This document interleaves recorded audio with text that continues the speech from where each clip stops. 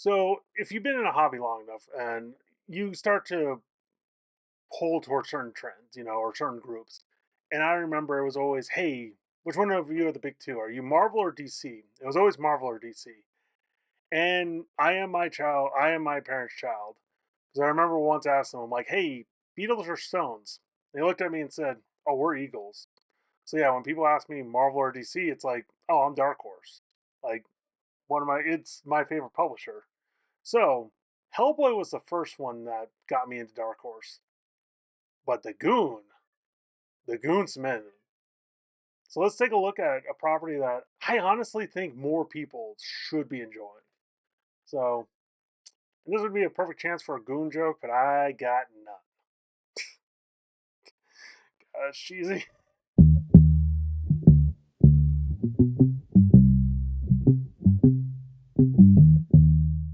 So I quickly wanted to go through. I got in the Goon through these trade paperbacks, and yeah, through Dark Horse. And these things have been well loved. Like I said, we're going to go through these right now. I did want to do a quick oversight on this though. I missed out on the library editions. I was broke at the time and was like, hey, hopefully I can get these one day. Unfortunately, I didn't know at the time, and there's no way I could buy them. But the thing with Dark Horse, like once they're gone, a lot of stuff is kind of gone. But luckily, they're putting out these. I think these are now through Dark Horse. This was through his own line when I got this one. This is a great way to get into these. I think there's like 6 volumes now. I need, part of me, I won't lie, part of me wants to upgrade these to these, but I'm also worried the second I do that, he's going to announce like a hardcover because this is a series, man. I think it should be like an evergreen omnibus or library edition. This is some of the best in comics. So I will say this is kind of a quick oversight. I'm pretty sure other channels you can find it. It's glued paperback. This is like 400 pages. Yeah, just shy of 400 pages. I'm not going to really look at this guy. I just want to bring this to attention because, like I said, the whole like, oh, where do I, do I have to go with these? Not really. Go with these. So let's get into the Goon. So, like I said, today we're going to take a look at the rough stuff and the first volume, Nothing But Misery. This was all the self-published stuff. This was the stuff that Dark Horse picked up. Uh, like I said, these two kind of sold it for me. And in that same vein, hey, look, my comic, Bang Ballad of the Tiger. What is Bang? Kung Fu fantasy inspired. So instead of a guy with a sword, think of a woman with a boot. I'm not gonna lie, a lot of inspiration for Bang came from these books. So let's dive into this. Like I said, you can tell these things have been well loved. Signed by both these were signed by Eric Powell, and man, like it's kind of crazy seeing like Albatross books like before they then became Albatross books. Kind of show, and this was him going back. He's always had a little bit of humor, loves to even make fun of himself. And this was the first issue of Lagoon. So, what is Lagoon? It is a mobster crime story with supernaturals. So, instead of instead of like one supernatural element, there's a lot. So like the main mobster uses zombies. You have werewolves. Like anything kind of goes. And I mean this kind of describes the goon in 2 panels. You got the goon and you got Frankie. And what's also crazy, man, it's crazy seeing his art style here to what it evolves to. So the fun thing with the goon is one like I mean the villains are insane. Joey the Ball. Everyone assumes though that the goon's just like a muscle-headed moron. And it's like, yeah, he's not quoting Shakespeare anytime soon, but he is smarter than he lets on. And it's little things like this, like Rat Alley. This world this world is fleshed out in a way like anything can happen in this world, and because of that, you never quite know where the story's going. It always gets just so much fun and great paneling and storytelling.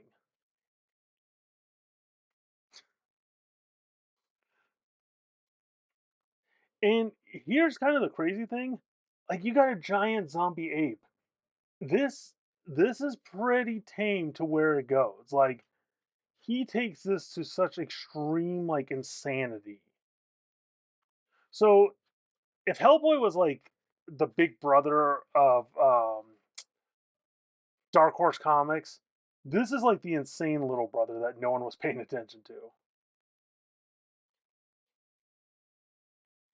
I forgot about that. Oh, so yeah, he used to do these crazy, like very painted covers, a lot of pen and ink work, and that's changed throughout the years. And like I said, you'll see in volume one has a little bit, it's still a little rough, but a little bit more refined, closer to his style. I'm curious. This feels like he was looking at a lot of like 2000 AD artists.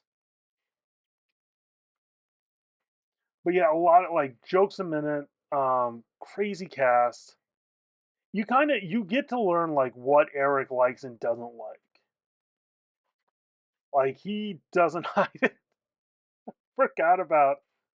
I love. Oh my gosh, I looked at this panel so much because it's a vampire lit on fire tied to a car, and this takes place like in the 20. Like the setting is the 20s, but it's not the real 20s. It's not like, oh, this is. I mean, clearly not historically accurate.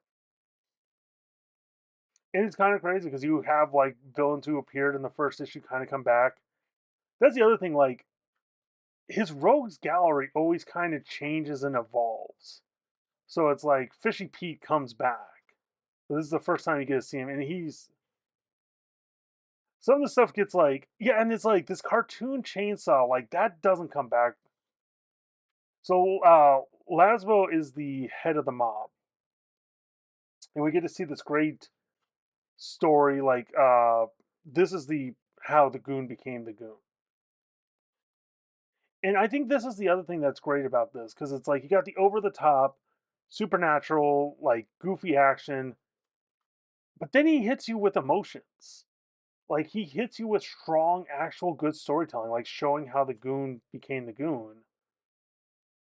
And it's the kind of thing where I think this is what makes this comic different from a lot of comics.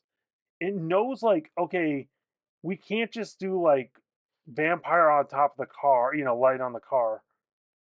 Oh yeah, knife to the eye. That's a classic bit. I'm not even joking. Like that becomes a staple.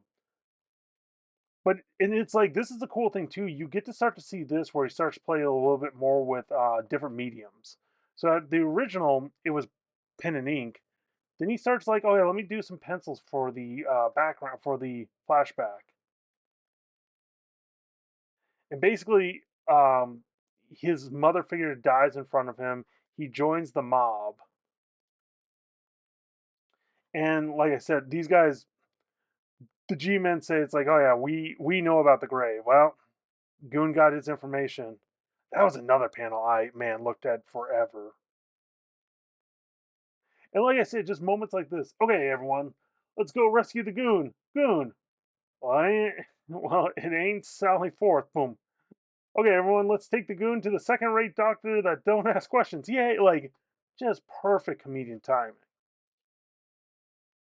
So, like I said, what's amazing about this is,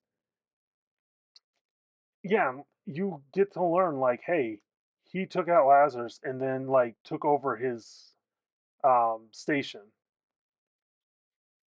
And these were like, were these one panels? These were short comic strips, like they weren't connected to the comic. Yeah, and it's I'm glad we get to see this. Like, still the same humor, still the over the top, but yeah, it's this was such a great image because this was like he kind of goes through like what this I love seeing, and I wish more cartoonists would do this because it's like this is how the Goon started, and it's like it looks nothing like the. This is such a great read too because it's basically like these two characters evolved. Like he tried them out, they didn't work, and if memory serves right, yeah, right here he puts the cap on his head and he's like, I like how that looks. And it's little things like, and this happens quite often where it's like you try one thing, it doesn't work, but there's like a germ of an idea. You keep going, you keep evolving. Like I said, you can tell. I gotta replace this soon because man, that's not how binding's supposed to look. Ugh, $13. Oh man, times have changed. Okay, so nothing but misery. And this is closer to it's not like you get to see more what becomes Eric Powell. And I think that's the other fun thing with the Goon. It's Eric Powell. Like he'll have guest artists once in a while, but overall this is his id. This is his creation. So it's fun seeing like, hey, the humor, the evolution of the art, evolution of storytelling, like Pete's back. Knife to the eye. Yeah, I love that bit. And there were good like if memory serves right, there were a good couple years. I didn't get this in single issues. I got these like I got into this in trades.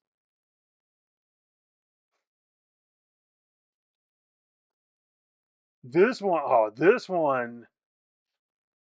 I don't know why. This story like really like rough stuff hit me.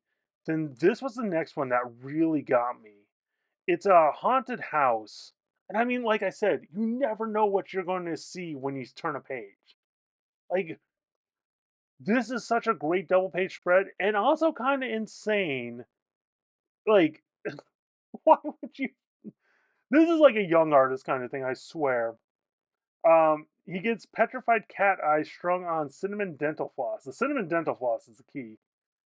If memory serves right, yeah, this is the bartender's mom. Ma, get out of the mud and put that damn rat down. It doesn't look like Uncle Walter. Great lot, yeah, and he used to make fake ads. Like I said, it's a fun. It is such a fun series, and I can't recommend it highly enough. And what's crazy is like his rogues gallery comes back and doesn't come back because they end up dying a lot. This I don't know why this face so intriguing. I think it was like the cross hatching. I mean, look at that.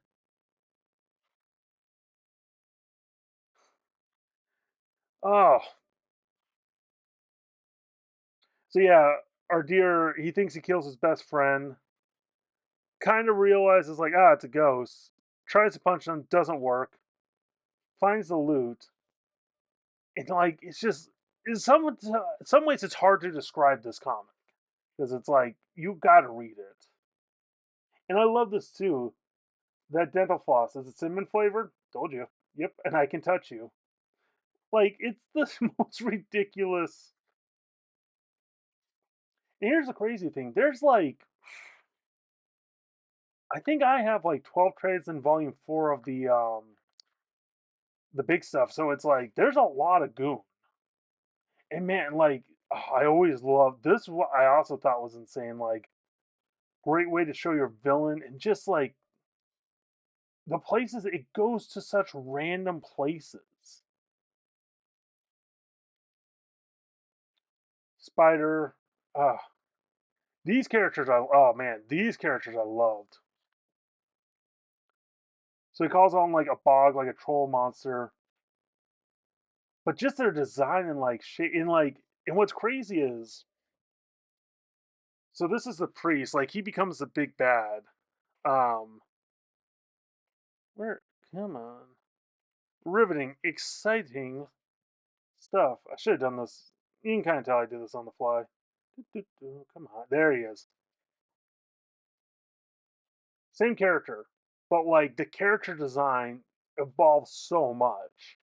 Especially because like this old one in the rough stuff, he kind of has like one look, but then like the new like the updated version, he gets such a wide range and he plays more with the cartooniness.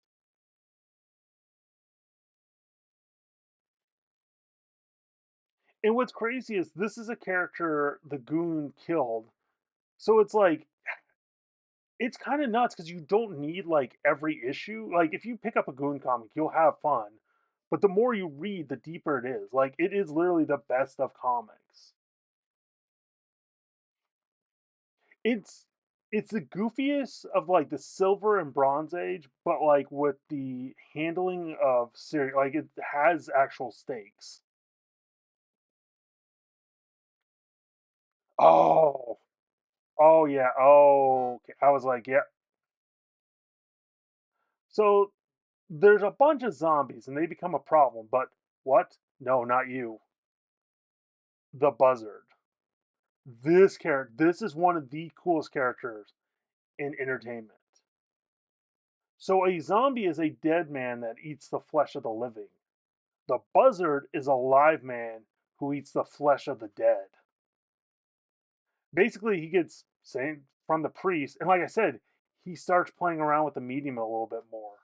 So like this is just straight up pencils for this whole flashback, and it works so well. And he goes into like how he was he was a snake oil salesman, but he puts this curse. He accidentally puts a zombie curse on him while he's still alive, so he can't die.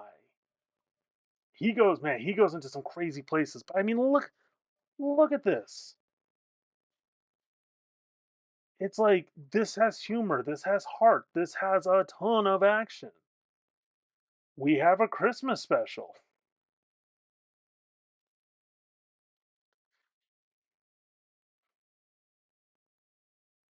Oh, like I said, I cannot recommend this comic enough. And I guess what's also kind of crazy, I think like this is less than 10 issues. I feel like especially with decompressed storytelling nowadays, like this would be a whole run in these two and it's like this is just the beginning. Like I cannot state. I wish. I really hope Dark Horse like not only put the Goon in Library Edition, but put Hillberry the Witch one. And here's the thing. I think like not enough people recognize. I don't think enough people have read the Goon because like the sales on this should be phenomenal.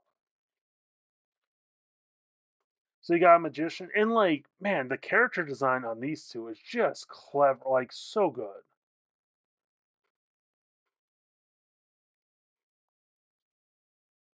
Basically, Frankie gets kidnapped by the women who aren't actual women. Gasp. They're harpies. Classic problems. So, like I said, I can kind of,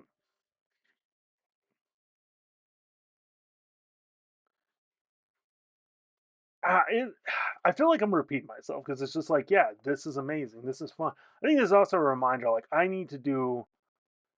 really need to like reread and just enjoy, like, get back and enjoying these because, man.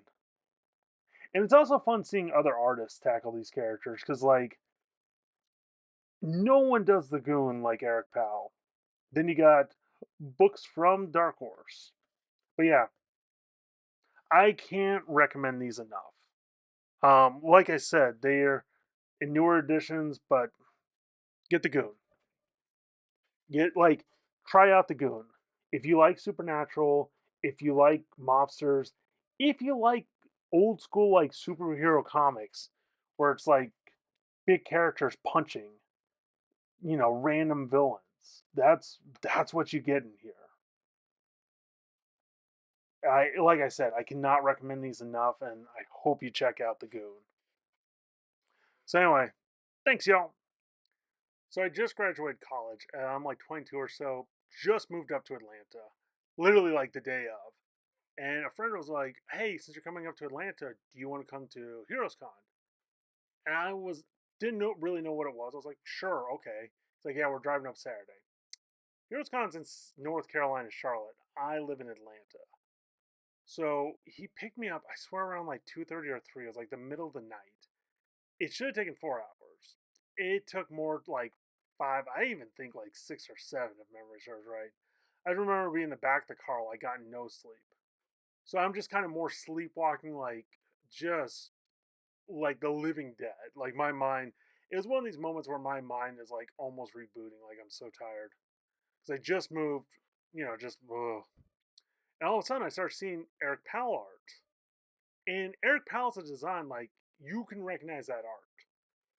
In my half awake state, I'm like, Eric Powell, Eric Powell, Eric Powell. And literally pointing like Eric Powell, Eric Powell. And it was two tables. And all of a sudden I look up and point directly at him like, Eric Powell? And I could tell by the look in his face, he's like, "Oh, oh, this person isn't well. I don't know how to answer this person." Oh my gosh, am I halfway delusion? I'm like, I ruined this exchange. Like, there's no way to recover from this. So I got my signature. I think I bought something, but it was just definitely one of these like, I'm sorry. But yeah, that was my one and only interaction with Eric Powell so far. Oh.